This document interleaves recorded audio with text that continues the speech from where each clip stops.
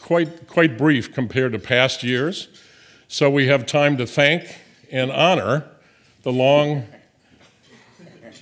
service of Chris Macosko to iPrime. So Chris was the founding director of iPrime beginning in 1999.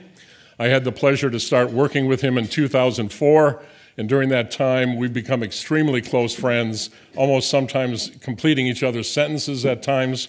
And thankfully, Chris is not going off into the sunset. He will remain as a member of the executive committee, as director emeritus, and that guidance will be invaluable to the entire group.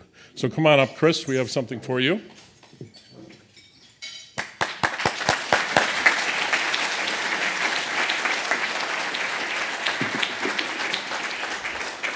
Well, on behalf of the iPrime Executive Committee and really all the iPrime faculty, we have a nice card for Chris along with a gift. This was actually handmade by Bob's wife, and we have a quote I'd like to read for you from this.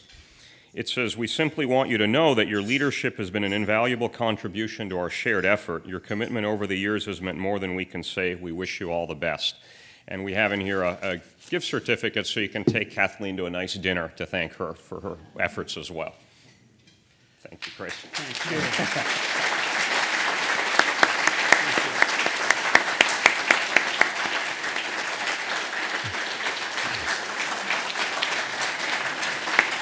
Thanks, Bob. That was great.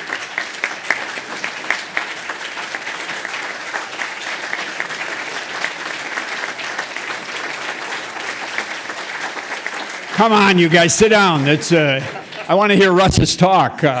But it's just great. I tell you, this room with everybody here, all of my faculty colleagues, and the wonderful industrial input that we get through iPrime is just exciting to see. And I look forward to coming back next year as well.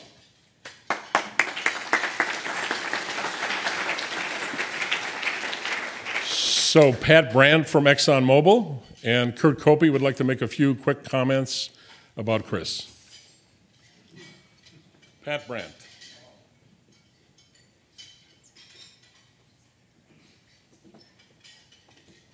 Thanks. Well, first of all, I think it's worth saying that we have a better present for you than the gift card.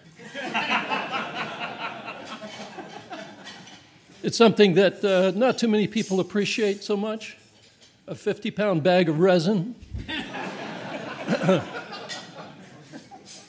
Let's see, you wanted to achieve something or other, so 50 pounds of that will be coming your way as part of the retirement package or emeritus package.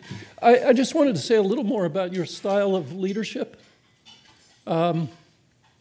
Your style of leadership is that of the servant leader, and if you look that up, that's a tough one to carry out, and it's one that I very much appreciate. It's one that I think everybody here benefits from.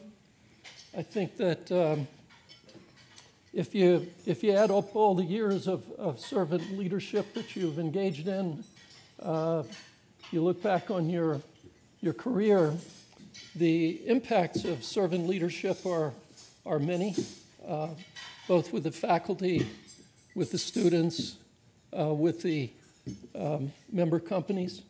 It takes a lot to be a student leader or a servant leader in that if you look at what you're doing, you're giving autonomy to a great number of people.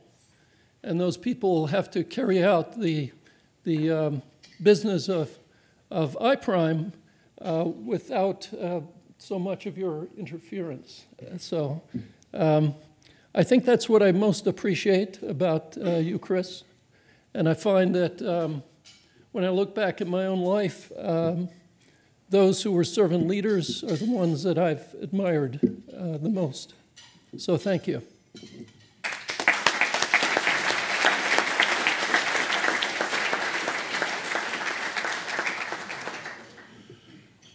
So Kurt Copey from Dow Chemical.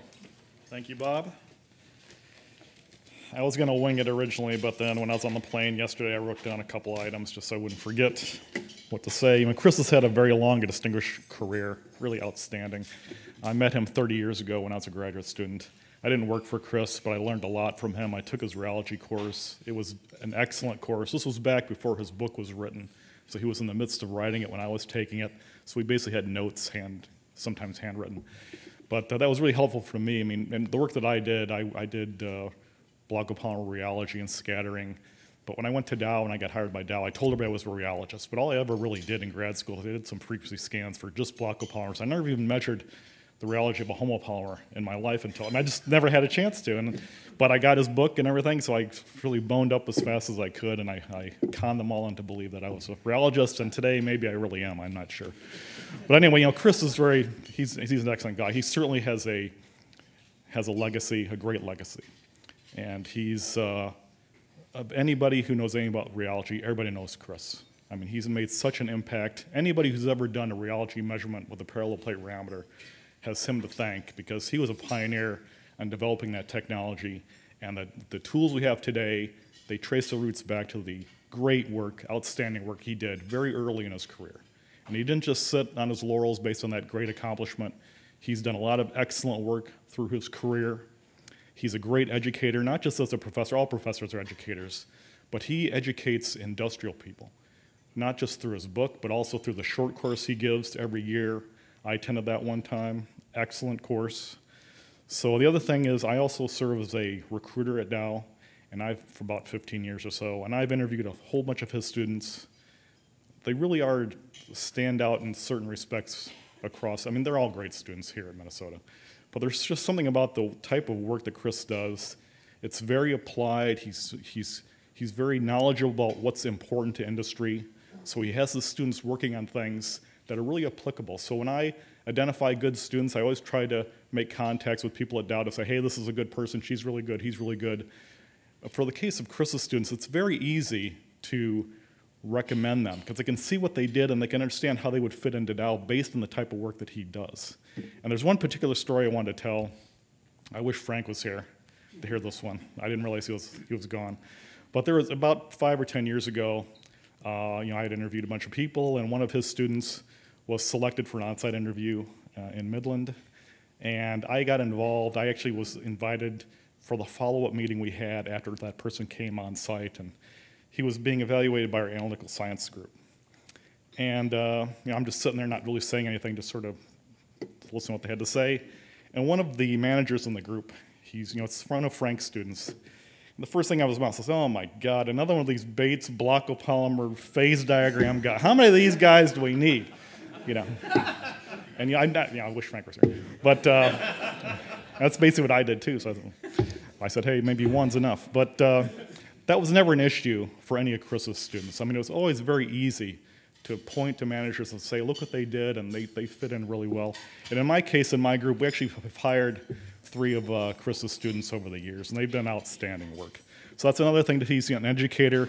He's done a great job. And the other thing I wanted to point to is this iPrime, not only iPrime, but its forerunner, the Center for Informational Engineering. That got started back when I was a grad student. Chris was key in getting that established. I don't know all the details back then because I was just a grad student. I didn't know anything. But I assume that all the great contacts he had with industry helped bring in member companies to join that fledgling initial center. And I'm sure that had a lot to do with making it a success. And it's continued on. So I think you can look at iPrime as really being a legacy of Chris, because he was there at the very beginning. He probably helped get started the way I just described. And he's carried it on, and he's also been in charge for a while. So the other thing I just want to close on, I know I've been a little long here, but there's another story I want to tell. And this is one where, how did Dow get involved with iPrime, but it traces back to CIE. I don't think we were members back when I was a grad student. I don't remember if Dow was or not. But when I did join Dow, we weren't members. I know that for sure. And then what happened was, back about 20 years ago, there was a little bit of a conflict between Dow and Exxon. Some of you may remember that for the metallocene catalysis. And what happened is both companies were hiring or getting our experts to fight for the battle. And Chris was one of the ones that we wanted to get on our side. And as the story I was told, you can tell me if this is true or not, is that someone from Dow approached Chris, said, hey, would you help on our side? And Chris was like, well, maybe if you join CIE, you can sign me up. So always thinking for the bigger picture. So that was great. And I'll just conclude now by saying, here it is 20 years later, and here we have representatives for those two companies that were fighting it out back then. And here we are both in an agreement that Chris is an outstanding professor who's made an excellent legacy. Thank you.